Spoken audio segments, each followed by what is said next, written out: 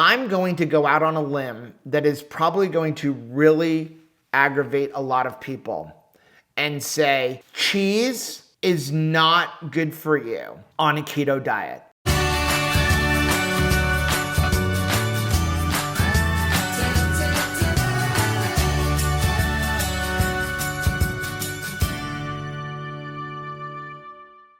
Welcome to Keto Beyond the Couch, episode 232. I'm Rachel. And I'm Joe. And we are two crazy ketos. And if you're new to our channel, welcome. Yes, welcome. If you're new here, say hi down below. Now, here on Two Crazy Ketos, we do different things like recipe videos and we do product reviews.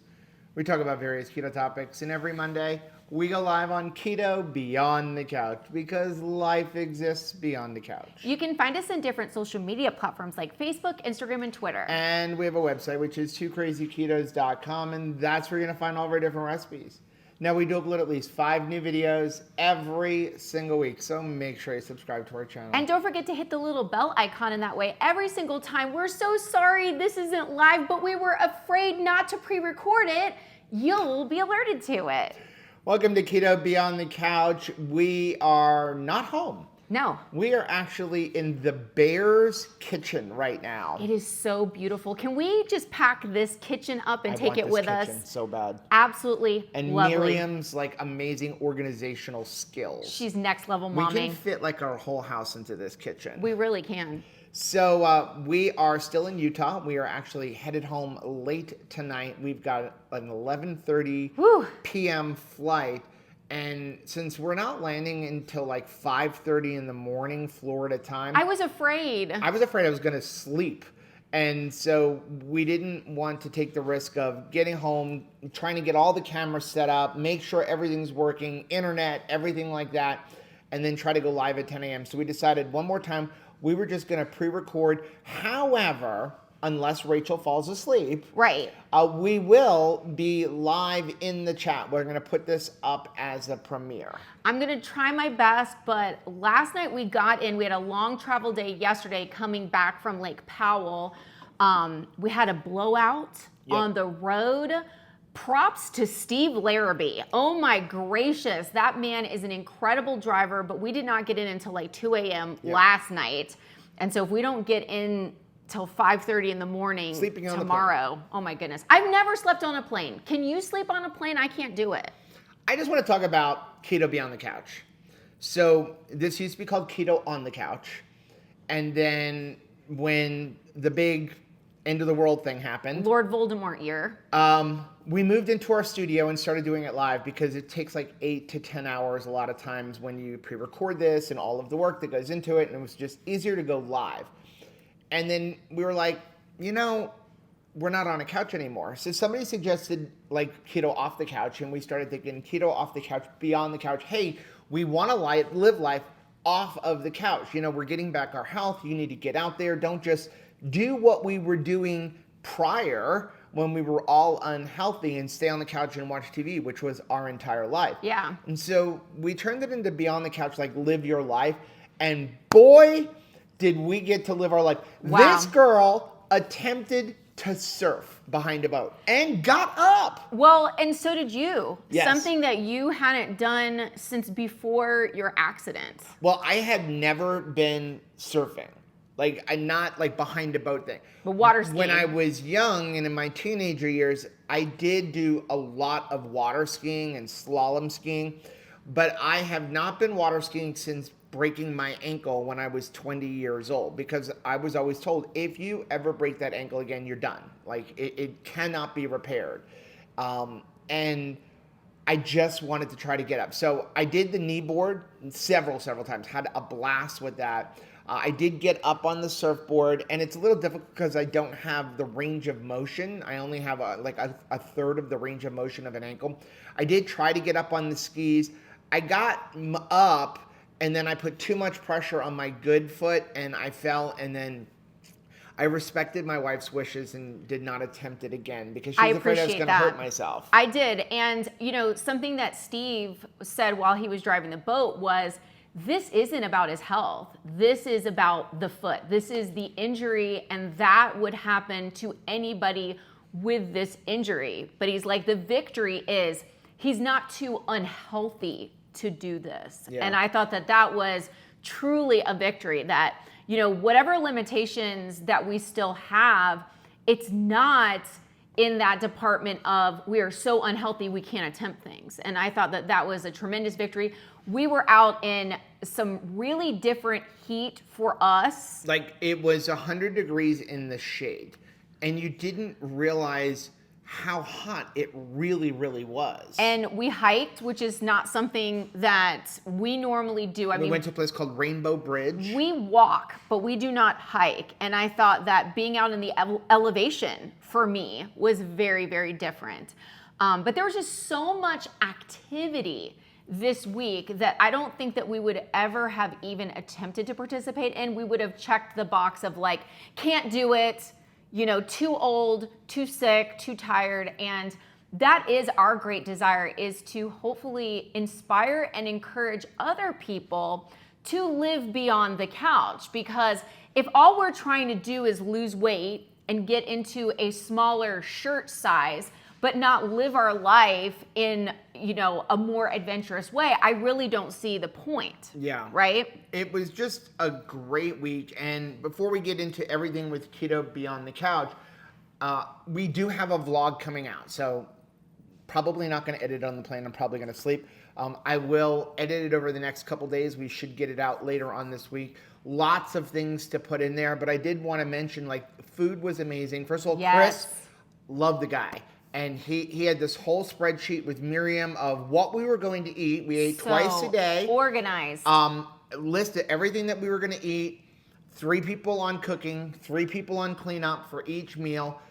And it was keto the entire week, even for the children. I mean, there was one day when we went out on the boat and they had low carb wraps because we spent like 9 hours on the boat. But they're kids, and so to be able to have just those low carb wraps, but the rest of the time it was eggs, steak, shrimp, keto lasagna. We brought with us 15 pounds of our bacon jerky. Yes. And I mean, it went. It was, the only reason there was any left is because some got left here in the fridge. It was so cute. Sam Bear, their youngest son, was asking, where is more of those bags of the crispy meat, the crunchy meat, talking about like the carnivore crisps that we made. We brought 10 pounds of that as well. It was really a delicious week. We enjoyed it so much. And I just want to say thank you so much to the Bear family, to the Larrabee family, for sharing their vacation with us, because there's no way that we would be able to do a trip like this on our own financially, but they had rented the boat, and it turns out that if you rent a houseboat on Lake Powell, it doesn't go by the person. It goes by the boat. So if you want to get off the couch, get a whole bunch of people. There's a 2KK meetup, right? Seriously. Get a whole bunch of people on a boat, jam them in there, drive to a beach, pitch a couple of tents, and have a good time for 7 days. Yeah, because it wasn't like a cruise. So they were like, if you can fly out here, just get on the boat and we'll go. It was a great time. So let's get into Keto Beyond the Couch. If you are new here, Keto Beyond the Couch is all about subscribers. We love to celebrate our subscribers. Our channel is all about community. That's why we have our mighty network, which is members.2krazyketos.com. Completely free to join. You can go over there. It's like a combination of Facebook and Twitter and the old-fashioned AOL, like instant chat. And here's the cool thing about mighty networks. There's no ads. There's no censorship from like Big Brother telling you, hey, you can't use the word fat, even though we're talking about fat as a food, not calling somebody fat. And so we absolutely love that community. We love to spend time in there. We tell people all the time, if you need to get a hold of us, that's where to do it. We do not look at Facebook Messenger and things like that. So you go and join members.2krazyketos.com. Get a part of our community over there. If you want to support us financially, because this is our full-time job, you can join one of our upper level networks where we do extra live streams, but that is completely optional.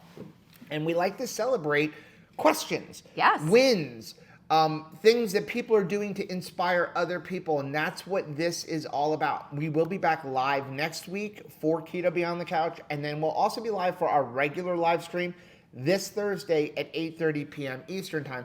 We're going to start off with our Keto College Adjunct Professor of the Week. This was an inspirational post that I found. And this one actually came...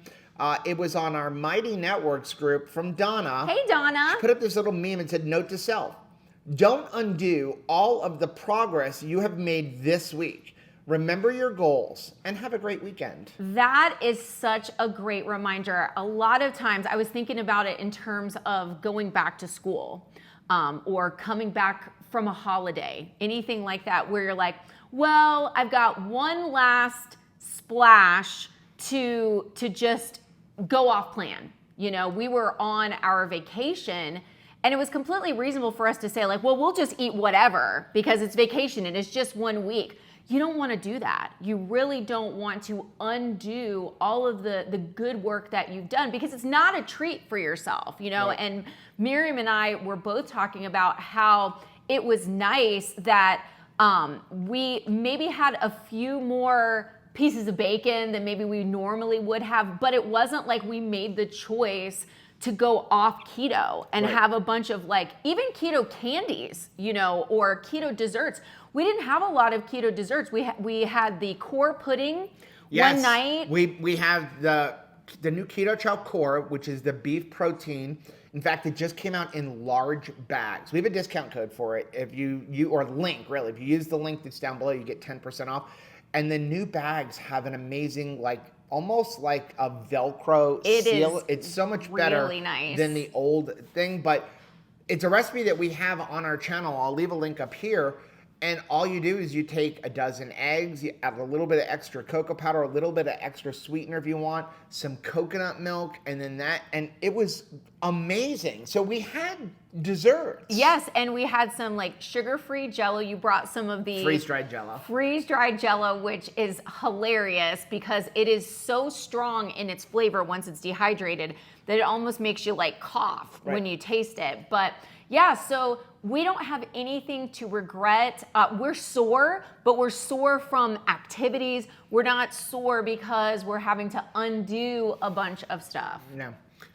Okay, first subscriber of the week, which is just somebody's story. We ask you all the time, please share your stories. It's really, really important. You're actually going to find out why you need to share your stories, but please head over to our group and share our stories. And you can also email your story. Try to keep them a little short if you want us to share them, and make sure you put in some pictures. But the first one we have is actually going to be from Alyssa. Hi, Alyssa. Alyssa put up a couple pictures. She said, 2 months before I started keto last year, 2 months before the first day back to work for the new school year. After first day back to school this year, 1 year since I started keto, minus 60 pounds. I look pretty good for 50 if I do say so myself. I love that. Oh, Alyssa, you look incredible. And I am assuming by referencing back to school that you are a teacher. Yeah. And I think about if you're a teacher, you're an educator, you work in the school system, man, having the stamina for the day can make all of the difference. Think about how much better you are, how effective you are as a communicator, how much more patience you have when you're not dealing with carb cravings and getting hangry. I feel like emotionally, you just feel better and you are in a better mind space to serve others. And you're serving those kids all day long. So that is incredible. Great job. Okay, next one we have is from Danny. Hi, Danny. Danny said, I really wanted to lose weight. My highest, I know, was around 270 pounds at 5'6", but it may have went higher than that since I went back to Atkins, drinking shakes for breakfast and lunch and some Atkins snacks at lunchtime, eating dinner also, standard walking my 45-minute lunch break. In 2021, I came across Michaela Peterson, and then I started listening to all of the known carnivore creators. I jumped in, really didn't expect much, but in the last year went from 250 pounds to, is that 165 pounds? Wow. The first time I've ever seen under 200 pounds on the scale. I went from wearing 38 to 30 pants with no extra exercise. Wow. Knee pain and acid reflux went away. For years, I had issues with my hands drying out so bad in the winter, my fingertips would crack open. Oh my goodness. Last winter, I had some cracking, but much better than it had been in years. It's currently August 2023, and I've been ketovore carnivore for 2 years. Weight is around 170 pounds. Are you ready? Yes. Oh, Danny, you look incredible, young man. Oh my goodness. I mean, look at how you are aging backward. Absolutely aging backwards. And yeah, when you think about acid reflux, that was definitely something that I struggled with as well. It is so painful, tears up your throat, really hard for me to sleep in the past. And being rid of that is just such a delight. Thank you for sharing your story. Okay, we have one more. This one is from Patty. Hi, Patty. 4 years and counting. My hubby is not keto, but this works. I've never felt better. Caramel macchiato keto chow is my favorite, by the way. Oh, Patty, you look so lovely. Oh my gracious. You look like your way younger sister now. I mean, absolutely gorgeous. And I'm sure that your husband, although not keto, is probably really enjoying the fact that you're keto because you look super hot. Okay, well, let's start off with our comments from last week. The first one we have is from Alyssa. Hi, Alyssa. She says, these wings that are starting to be revealed on my arms are my butterfly wings. That. Proof that I am emerging from the cocoon I created. Yeah, I mean, I celebrate these. It used to be something that was a point of embarrassment. I never wore tank tops. Now it's like, it's almost all I wear, right? Yep. Especially when it's hot like this. They're not filled up anymore, right? I do have loose skin, but I count it as victory that I've done something. People ask us about loose skin all the time, and listen, some people choose to get skin removal surgery. For us, it's just not something that we're really interested in, nor do we want to spend that kind of money. And everybody is different. I look at our loose skin as like it's a badge of honor. Well, and you're definitely going to see when you look at our videos from the vacation. You see it. You're going to see a lot of loose skin, especially because I'm wearing like a bikini and some of the things. And I have a lot of loose skin, you know, in the front. Yeah, like, and there's like little pieces of fat that's just like stuck in the rolls of the loose skin. And we're okay with it. I'm and then totally when fine we're with wearing it. stuff, if we want to like shape a certain way, we just use like shaping garments or something to kind of tuck in that loose skin. Well, and what was really nice was I was surrounded by people who care about me, my true friends. And so, I mean, no judgment zone. There was no judgment. I know that I was smiling and laughing through that entire vacation.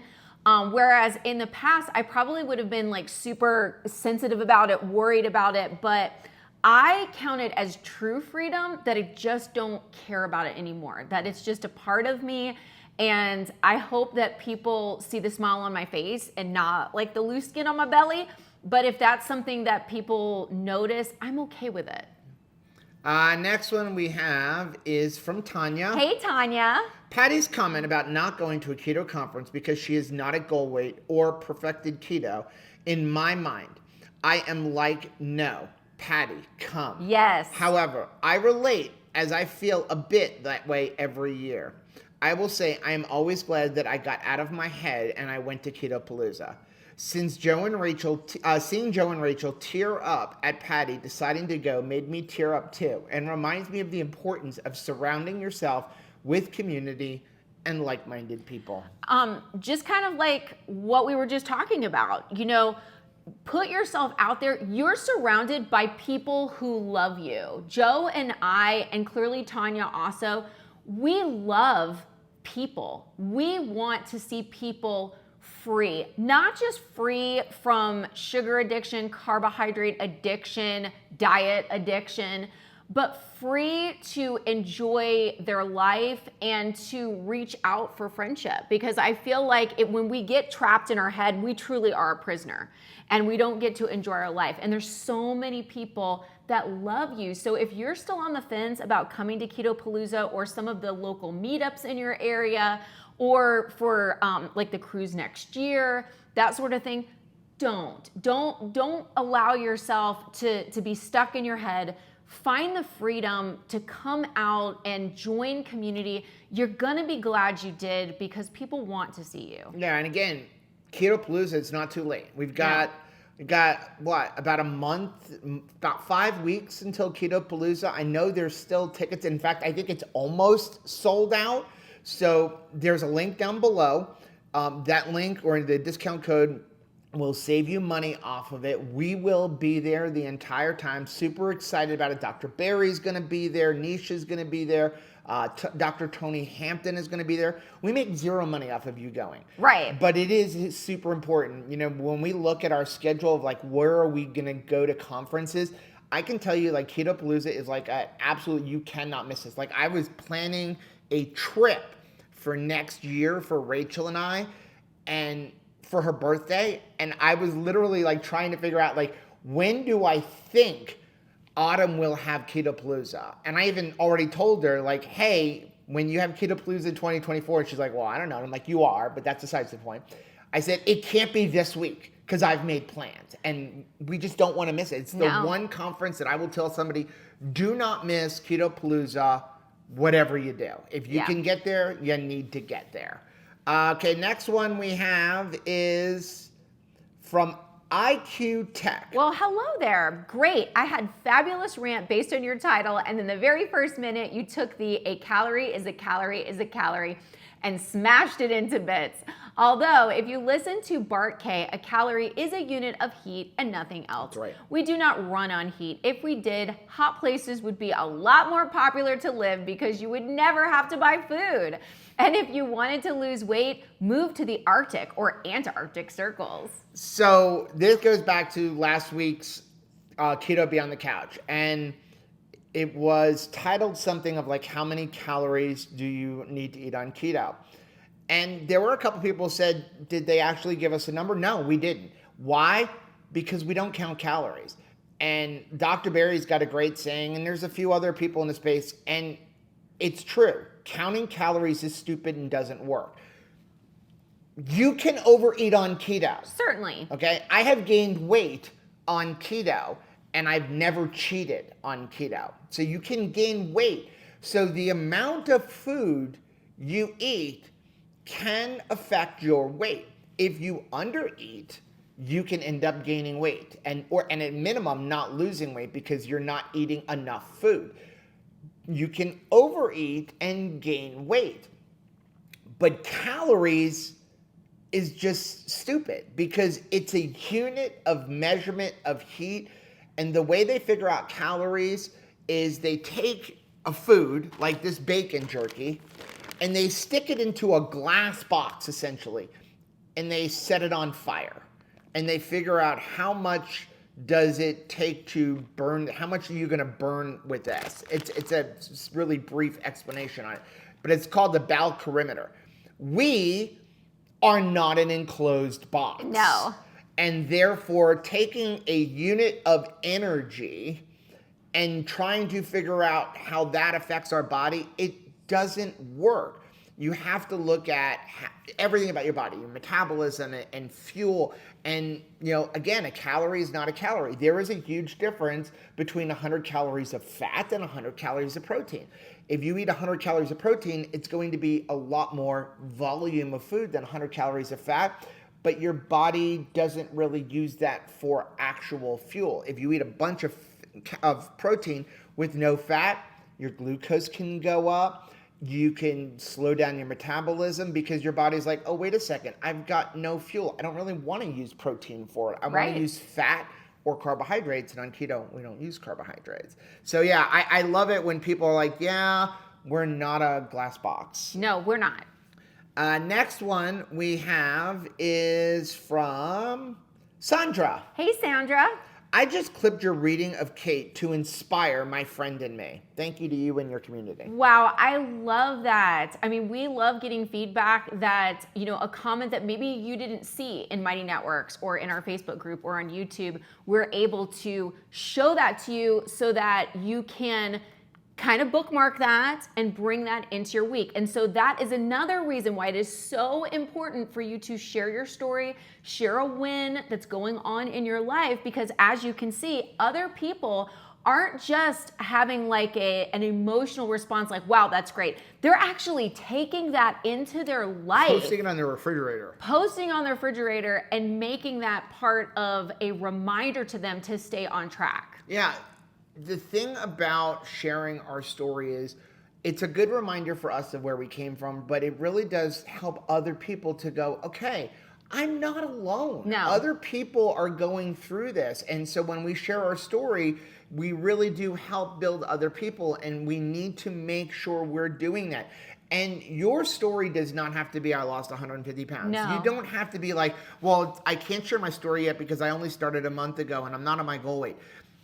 Larry just the other day posted, as a matter of fact, I think it's in today's Beyond the Couch, that he was able to tie his shoes. And that was a victory that I experienced in my life that I totally understood. When he said that, I felt the victory again from my own journey, because for so long I could not tie my shoes. I had the time for her. Every single morning I would lay on the bed and Joe would tie my shoes because I just couldn't do it. I'd be huffing and puffing. I would get like terrible headaches. Sometimes I would fall down even. I was just unwell. Yeah. And so the fact that you shared that, Larry, I think a lot of people are going to be blessed by that. Yeah, so it doesn't matter how small of a win that you think it is, make sure you're sharing it.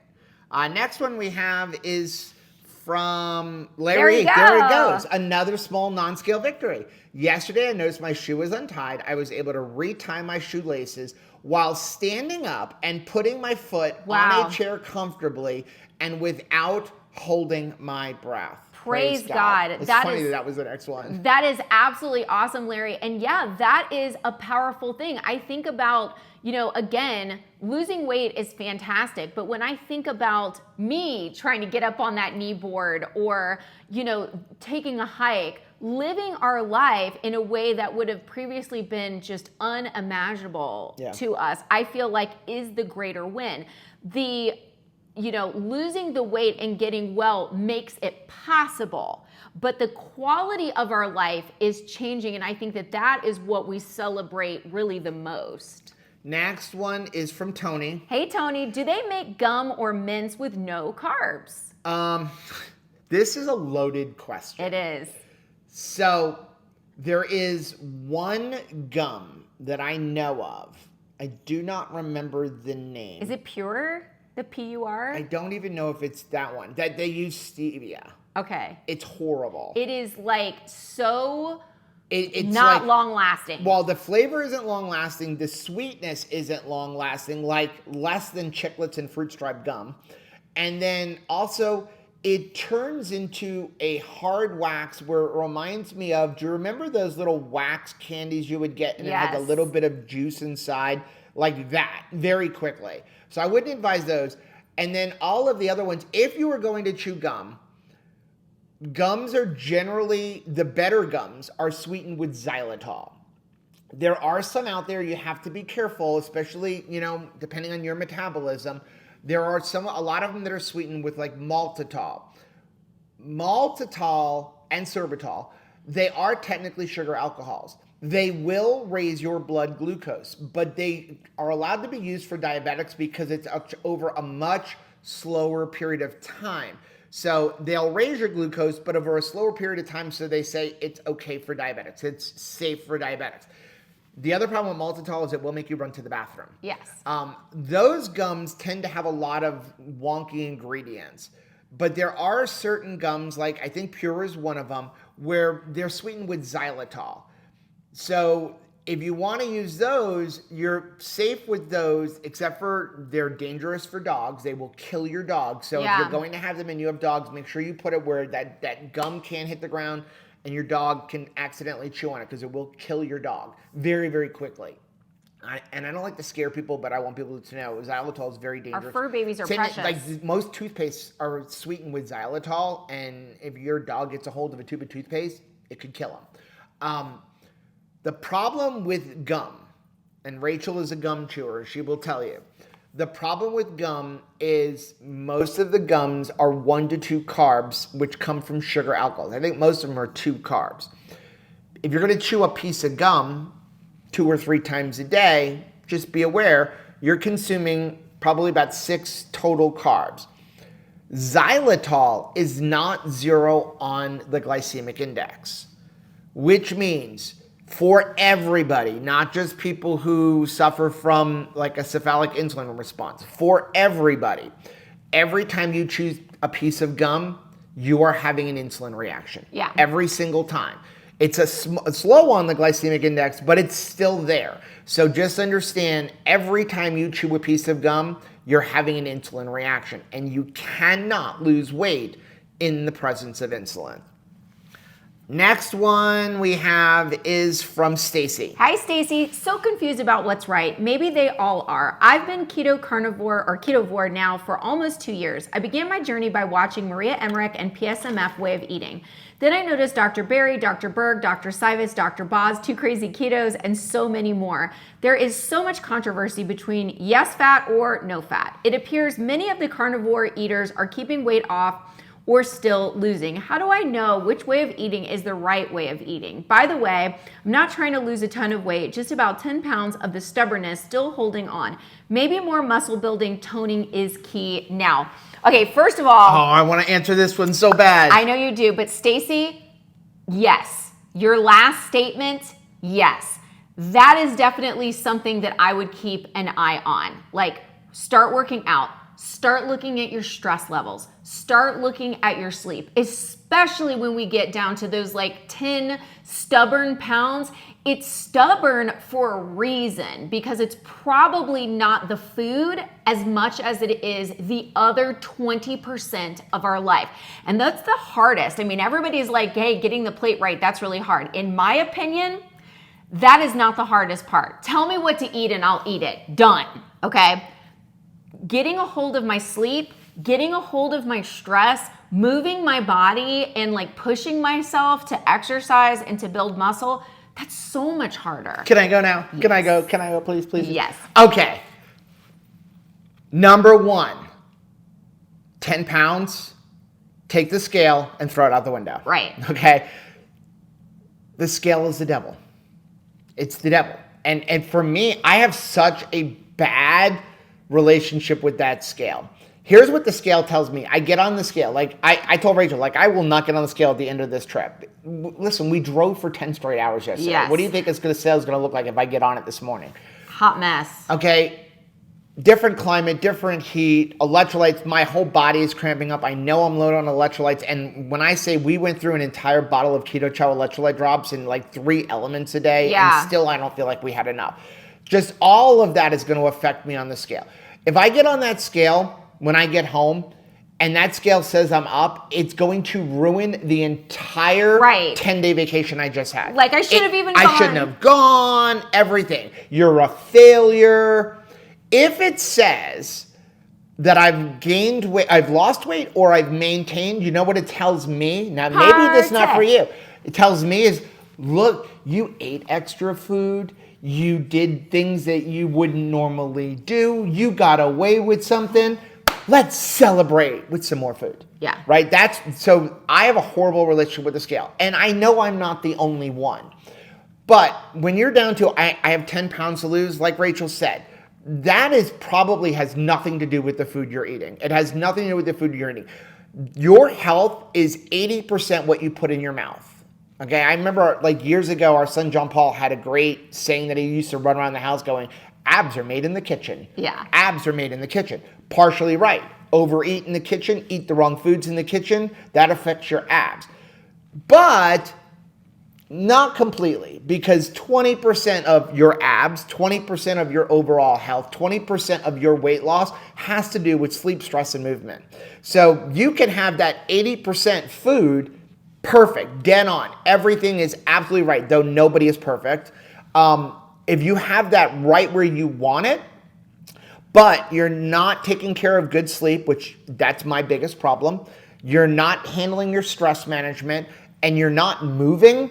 And I'm not talking about working out in the gym for 2 hours a day. I'm talking about basic functional fitness, push-ups, pull-ups, planks, squats, walking up mountains, carrying heavy things here and there. That's what I'm talking about. If you're not handling that, then you're never going to get all the way where you want. Those last 10 pounds are going to come off when you handle the 20%. And then also, you may end up never losing a pound, but having that fat turn into muscle. Now, for the rest of this, yes, which person is right? They're all right. And I know that nobody wants to hear that Maria Emmerich is right with protein-sparing modified fast, and then Dr. Berry is right when he says, eat as much as you can until you're comfortably full, and then don't eat again until you're not. Why are they both right? Same thing with Dr. Boz. Why are they both right? Because you have to look at who are they trying to talk to, and every person is an individual. Some people get better results than others. And the only way you know which is going to be for you is by doing an experiment on yourself for no less than 60 to 90 days. So you need to do something like beef, butter, bacon, egg for 90 days. 90 days of beef, butter, bacon, egg, or 90 days of carnivore, and you don't count anything, making sure you're getting enough fat in. And then if you have no results at all with any of your health improvement, then you try something else. But trying it for a week or 2 weeks or even a month, it's not going to be enough. I mean, Nisha calls it N=1. You really have to figure out those experiments. But as far as fat and not fat, here's the way your body works. When you can eat any food, the first thing is called oxidative priority. The first thing your body uses for fuel is alcohol because it's a poison. It wants to get rid of it. So if you consume any alcohol, everything else your body does for fuel, it shuts down. It deals with alcohol. It won't use your ketones in your blood, which means your ketones will actually stay the same or possibly even go up. You're not in ketosis. You're just using the alcohol. After that, it uses exogenous ketones. Then it goes after protein, but it doesn't use protein for fuel. It uses it for muscle and for amino acids. Then it goes to carbohydrates. Then it goes to stored body fat.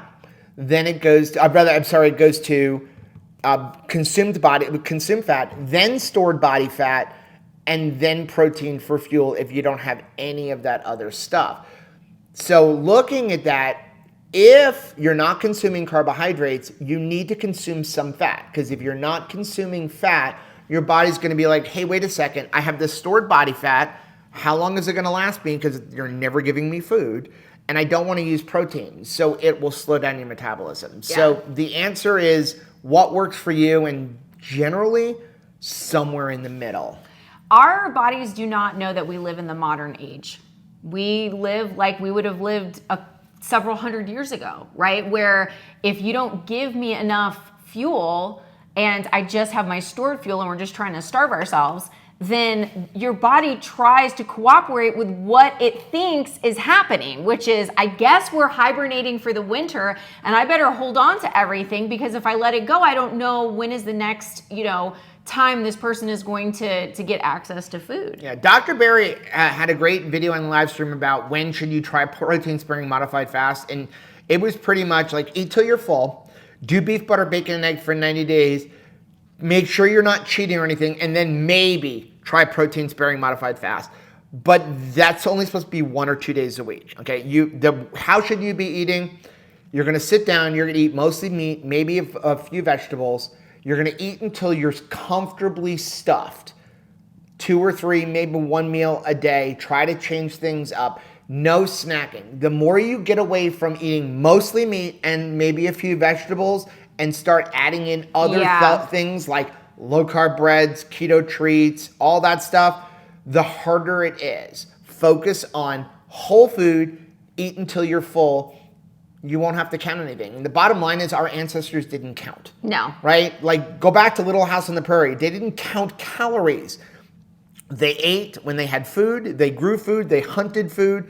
They worked outside. And then when they didn't have food, they didn't eat. And then when they went and they killed something, They ate a whole bunch of food, dried the meat. I mean, they didn't count, right? Yeah. There was no ability to count calories. Lori. Hey, Lori, 6 weeks sober today. Congratulations, Lori. Question: I'm doing 2 elements per day, but don't feel like it's enough, but I'm having to visit the restroom with pyrotechnics. I have no gallbladder. Could it be oxalate dumping since my drink of choice was beer? Started keto April 21st, carnivore since July 22nd. Congratulations, first Yes. of all, on being sober for That 6 is weeks. huge. So yes, you could have some oxalate dumping going on. Here's what we say about electrolytes. If you think you need more, consume more. Yeah. It's going to be very difficult on keto to overconsume electrolytes. Very difficult. So long as you're having enough fluid, okay? But your body stores electrolytes in your glycogen stores. However, when you're on keto, you dump a lot of your glycogen stores, which is why we need to consume more. You don't have all of this extra water and sugar weight in your muscles. So we need to constantly replenish them. On average, and this is different for everybody, you need to be consuming at least like 4,500 to 6,500 milligrams of sodium a day. 3,500 to 4,500 milligrams of potassium, and then about 300 milligrams of magnesium. So it's going to be very difficult to overconsume that. To get 4,500 milligrams of potassium, that's a lot. Did you say it's potassium or sodium? Potassium. Yeah. That's going to be a lot. So I would not worry about it. Make sure you're drinking enough water. But like if you're doing elements, you're obviously drinking enough water. So if you're doing something like a Keto Chow electrolyte tablets or the capsules, you just got to make sure you're drinking water, because if you do a whole bunch of those and you're not consuming like a few glasses of water a day, then your body can actually retain water weight because water chases salt. It was so funny when we were on the boat. We had brought along like an avocado, and Chris and Miriam were sharing an avocado on the boat, and they just wanted to salt it. I love to salt, my avocado, and we forgot to bring salt shakers with us. And so we had electrolyte capsules in the boat, and so they just cracked one of those guys open and like put it on top of it. It worked great. It was delicious. Okay, next one we have is from Chris. Hey Chris, huge lifestyle victories. Finally talked wife into having my 3-meat ragu over steamed asparagus. Ooh, that sounds good. That was cut to about 1-inch long pieces. She said she didn't miss soggy noodles at all. That's fantastic. Also, our favorite Mexican spot is now offering their burritos on carb balance wraps. I get all bloated by my massive amounts of inulin in low carb wraps, and will continue to opt for the fajita salad with dressing. I bring my own pork rinds. That's nice. But it makes it easier for her to stay on plan on our rare nights off. I love this. Me too. And Chris, I love the fact that you recognize that, like, hey, these low carb wraps, they're adding so much stuff in there to make them low carb. A lot of times, if you look at those low carb wraps they buy in the store, there's more total carbohydrates in them than there are in the regular carbohydrates. Hello. And they add a bunch of like inulin and fibers and stuff so that you can deduct it. Those low carb wraps are garbage for us on keto. They derail almost everybody that I know of on keto that eats them. But as you're saying, that is a great transition for somebody who's not keto. Yeah. Maybe you're trying to get them interested, trying to eat a little bit healthier, getting away from like all of the white flours and the wheat flours and things like that. I look at like the Bear children having things like flaxseed wraps and stuff like that. It's such a healthier option. And, if we're on keto, I would just really, really be aware of them. And I'm really proud of you for recognizing, you know what? I can just do a salad. Yeah, and I enjoy that as well. And you get a lot of girth. A lot of times you associate with a wrap with, I need to tote this and be someplace else, right? But if I'm in a restaurant, it's easier for me to just sit at the table and eat my food. So a salad works fantastic. Yeah, I mean, even last night we were driving home and it was a long drive, especially when you have a flat tire. Yes. We stopped to get gas and there was a Wendy's attached to the gas station. And so I just went over there and, I'm like, I'm fine. It's finger food at this point. So I ordered, and here's a little thing. We actually even have like a little short about it. You go to Wendy's, and I didn't even know they have little patties and big patties. So I got a junior cheeseburger deluxe, and it was like $2.69. That's the little patty. And it was a little patty like this. And then she's like, oh, we have big patties if you want. And they were like $1.40 or $1.30 or something like that. And they're like this big. And I ate like almost a pound of meat. And it was fresh. And it was good. And so you can do that kind of thing. Just take the meat and you can wrap. I was actually taking the meat patties and I put the lettuce, the tomato, the onion, and the baby patty with the cheese in between the two big patties and ate it like a sandwich, where my bun was burgers. Well, and I really enjoy our new meat thins that we make. You definitely want to check that out. If you have a dehydrator, it's super easy to make. And I enjoy using those meat thins as sandwich bread. I really do. Next one we have is from Jen. Hey, Jen. Thankful for finding 2KK and this group where we can get about the business of enjoying a healthy life and not worrying about micromanaging macros. Last year, I got a bit caught up in a protein-sparing social media group and I felt like a squirrel trapped in a shoebox. That's so cute. Rachel and Joe, thank you. This again goes back to what we were talking about earlier, and it's counting macros can really lead us down a bad rabbit hole and cause us to undereat. A lot of these calculators, I would pretty much say almost all of these calculators out there that are telling you you need to eat this and this and this, like it can, most of the time they don't know you, and so they're telling you to eat way less than you need to. And there are times that you should count macros. When you look at like our friend Robert Sykes, Keto Savage, he is on a quest right now to be the leanest man alive for his competition next month. Very specific. And so, yeah, everything that he puts in his mouth is carefully calculated, but it's for a short period of time. And he tells everybody, what I'm doing is not healthy. Please do not do this. Well, and then when he's done with his competition, he doesn't count anymore. I think that if you get too far in the weeds when it comes to macro tracking, like I understand the desire to be like, I need to get eyes on something. I'm obviously out of control in some area and I need to have some focus. If you will focus on leading with meat and getting good fats in, maybe getting a little bit of veggies and eliminating some of the other noise of carbohydrates, whether it is like keto treats or, some things like nut butters that I have a challenge with. Cheese. That is a great thing to track. How little of that can I consume? But when you think about getting too much into macro tracking, you can see it can become almost impossible to leave your home. You have to work yourself into a box of control that makes it very challenging and almost nerve-wracking. You can create some anxiety for yourself when it comes to leaving your house. Like, how are you going to go out to a restaurant? How are you going to steward the holidays?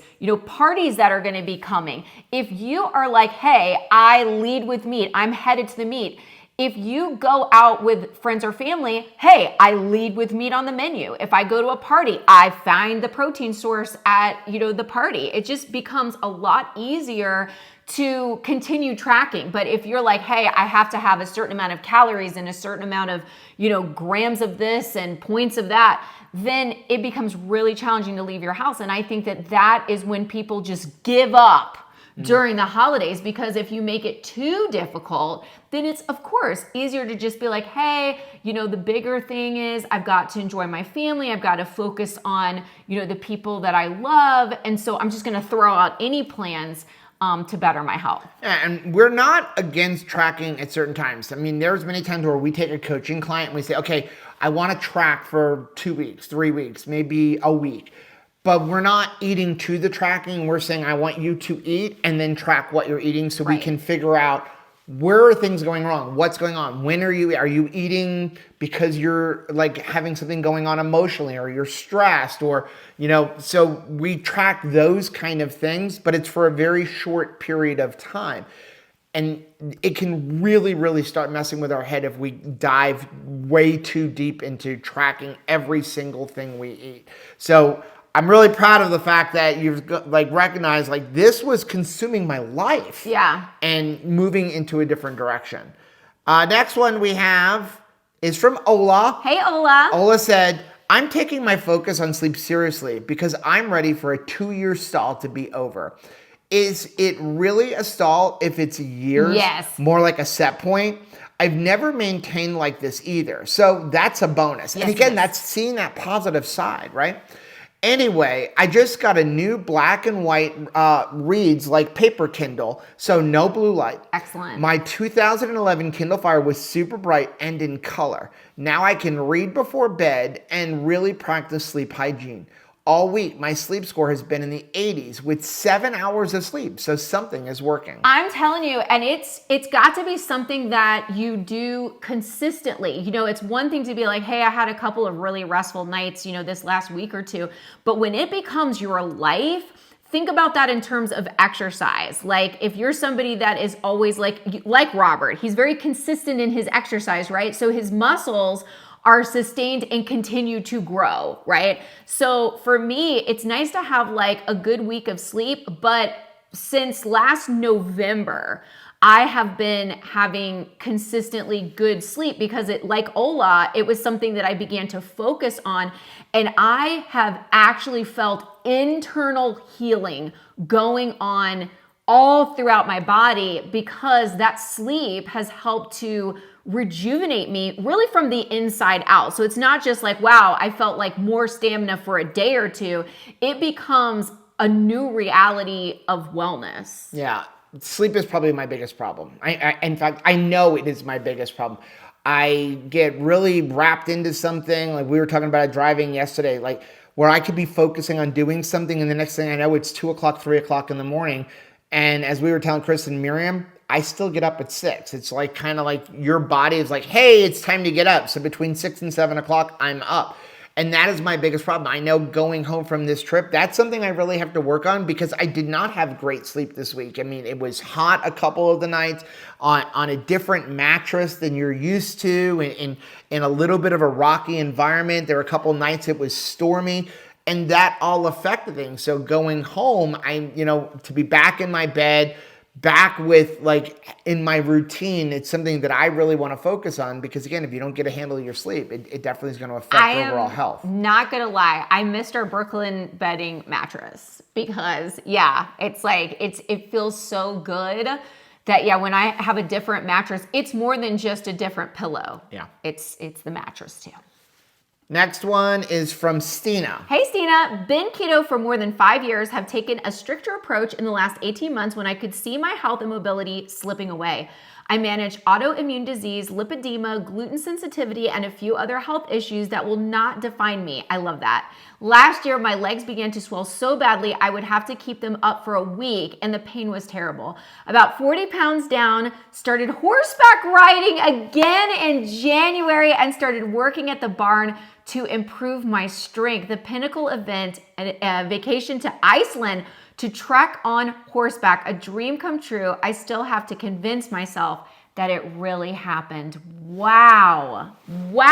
That is awesome. This is what it is all about. And that is when getting a little bit stricter in what we eat. And I'm talking about eliminating some of the desserts, really keeping eyes on carb creep, the stuff that you're like, hey, I love all of this extra keto-friendly berries, these extra keto desserts. I really enjoy these nuts, this extra cheese that maybe is not like something vital to my nutrition, but just something that I enjoy. When we get eyes on that sort of thing, we see that there is more enjoyment to be had in living life. Like, yes, maybe you have given up some of the things or you've eliminated some of the extra keto goodies that you enjoy, but you've shifted your enjoyment to a trip to Iceland and horseback riding. I mean, that is incredible. It's funny, as we were walking to Rainbow Bridge,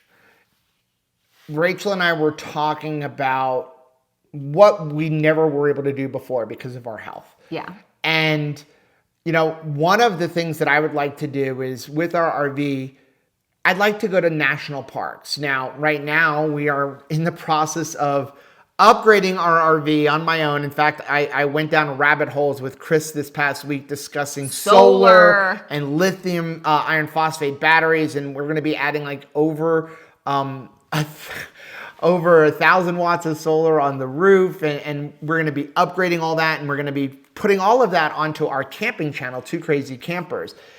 And I would like to travel the country and see some of these different national parks. And we were talking about Grand Canyon.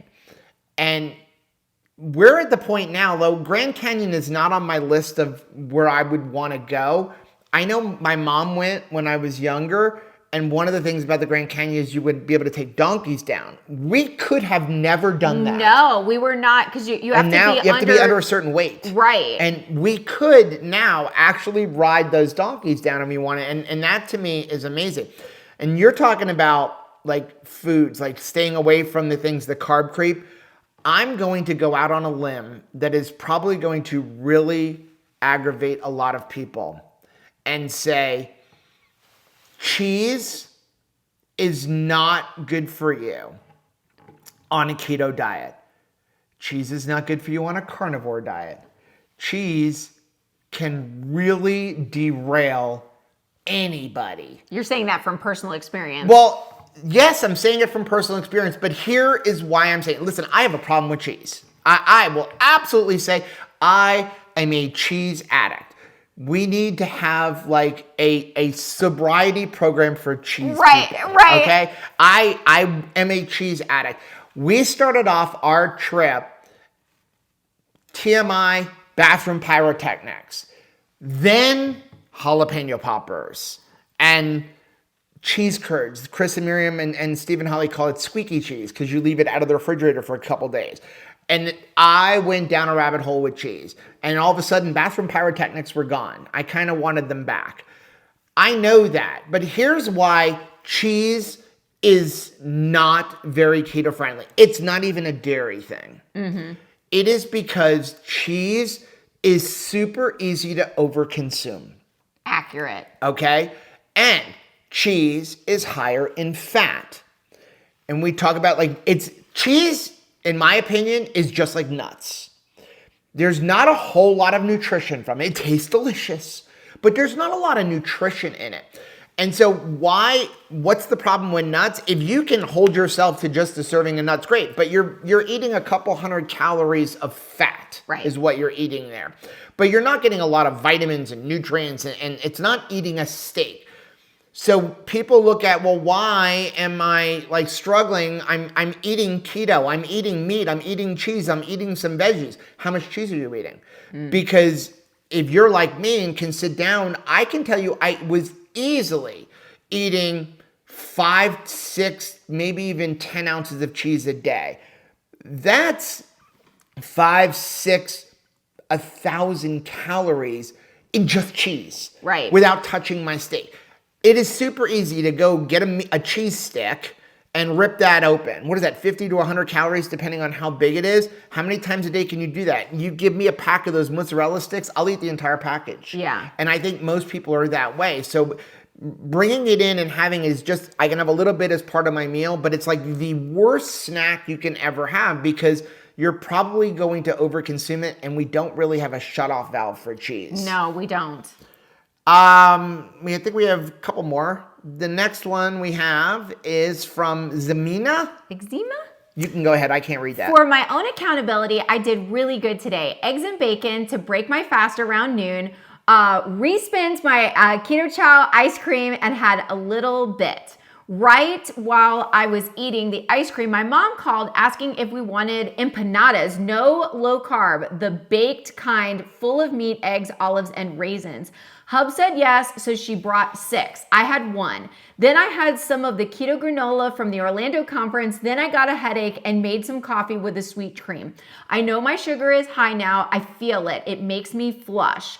Some days I wish I just stopped sabotaging myself and that my mom stopped being a food pusher. The empanada was wonderful, but I need to recognize that I am a carb addict. And I'm right there with you. And I think that it is challenging. It was definitely something that was challenging for my mom. I mean, we had to sit down as a family and talk about like, how are we going to pivot in terms of like our heritage and things that we kind of celebrated as a Southern family, because that was how we extended love, was like another helping of, grandma's banana pudding, whatever your family is sort of famous for.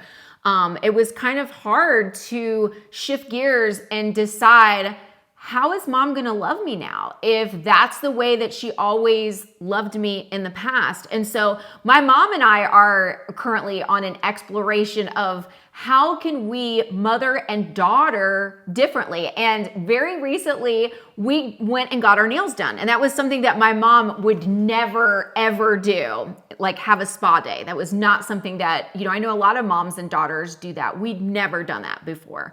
And it was really fun to do that. With something new. We started going to some local museums and playing tourist for the day. That's something that we're doing as a mother and daughter. So I think that it is challenging to decide, like, how are we going to family differently, but it is worth the investigation. And you find out once you try it that the enjoyment, the mothering and the daughtering and the familying, it lasts longer than it takes me to just consume that food that they make. And a lot of times, when mom's in the kitchen, making that empanada, it takes a lot of time that it's kind of in a solo mission, right? The mom is cooking this thing and providing it, and then I hand it to you. That's a very quick interaction. And then you eat it, that's a very quick interaction. But when my mom and I went to the spa, it was an hour long of us together the entire time. When we go someplace like a museum or a Japanese botanical garden we like to go to, it's an afternoon. So I think you get more bang for your mom and daughter buck when you do that. One of the things I really liked about this post was that she was just like, hey, I'm putting this up for my own accountability. And just putting this in our Mighty Networks group. And if you go and look at the post, you see all of these people responding, going, it's okay, I'm here for you. Don't beat yourself up. And we have a saying that we like to say is, you're never going to be perfect. No. Okay. You may never eat carbohydrates. Okay. Like, we will tell people, I have never gone off of keto in 6.5 years, never gone off of keto. But I'm not perfect. I overconsume cheese. Yeah. A lot, right? Rachel overconsumes nut butter. A lot, right? So she's got a gummy. We all have different issues. Nobody is perfect in their eating. Anybody who tells you they are perfect in their eating, you need to run the other way, because they're wrong. They are not perfect in their eating. They just have a little bit of a problem with some self-righteousness. They're not perfect. Nobody is perfect. You want to strive to do the best you can. I like to say strive for perfection. No, you're never, ever going to achieve it. 90% is good enough. So if 90% of the time you are eating a great time and you have a slip up, I'm not saying intentionally. You don't want to intentionally be like, oh, today I'm going to go out and eat a whole bunch of empanadas, because I don't believe that we should ever plan off plan days. I don't think we should plan cheat days. I don't think you should have them. I don't think we need them. That's just my personal opinion. But if we slip up, Rachel one time went to a gas station and they gave her a Coke instead of a Diet Coke. Right. It was a slip up. It wasn't her fault, but it still she consumed something. 90% is good enough. If you are avoiding seed oils, which we should all avoid seed oils, and then you go to a restaurant and there's a touch of a seed oil, it's not going to affect you, because 90% of the time you're doing the right thing. So it's not as big of a deal. But to be able to go into the group and say, hey, like, I'm screwing up, and for you to recognize, like, hey, I know what my problem is. I ate that empanada, right? I overate the granola.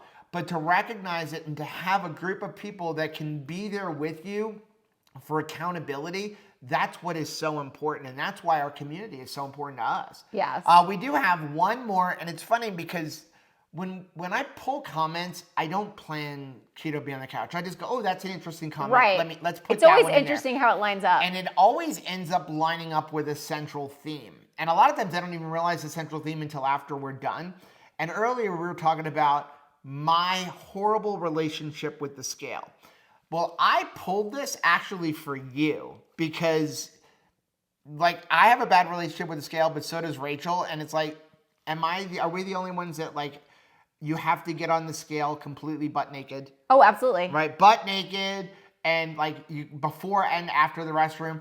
Well, we had this post come up and I thought it was just perfect for us, from Suzanne. Let me put that one up there. Hey, Suzanne, try again without the socks and see if that makes a difference. It's so funny that you mentioned that, because yes, Because the socks just added 5 pounds, right? When we were traveling to Lake Powell, we stopped at a restroom, and Miriam and Holly and I and some of the Bear girls were in line, and there was quite the line. And in the scale, in the corner, because it was like space was a commodity, and I felt like they really wasted the corner. They put a pay scale in the corner of this public restroom. And I thought, who in the world designed this? Because number one, why am I going to pay to weigh? Number two, why am I weighing myself with my clothes on? Why am I going to weigh publicly? I'm going to pay to it's weigh like our Publix. They have publicly. the scales in the front in Publix. No. And then it's not even inside of like a large bathroom stall where I could like take my clothes off in order to weigh. So I'm not going to trust the accuracy of it anyway. Oh, and P.S., it also gave you the winning lottery numbers. Nice. Well, that is going to be the end of this week's Keto Beyond the Couch. We are really grateful for everybody who supports us, for everybody who watches us. Like I said, we will be back live with Keto Beyond the Couch next Monday. And between now and then, we will be back live on Thursday at 8:30 p.m. Eastern Time. Everybody have a great week. We love you. Bye.